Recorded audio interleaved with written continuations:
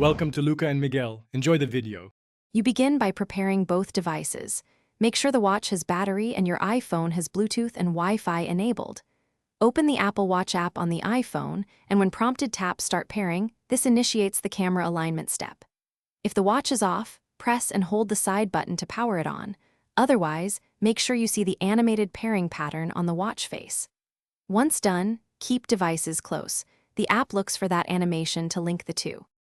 Once the watch shows the swirling animation, position your iPhone so the pattern fits inside the app's blue viewfinder.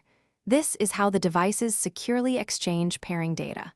If alignment won't register, tap Manual Setup on the iPhone and enter the 6-digit code displayed on the watch to pair directly.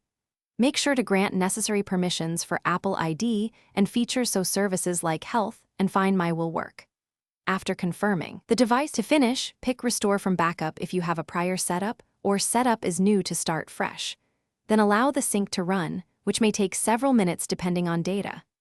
If pairing stalls, first restart both the Apple Watch and iPhone, then attempt pairing again. Simple restarts resolve most connection glitches.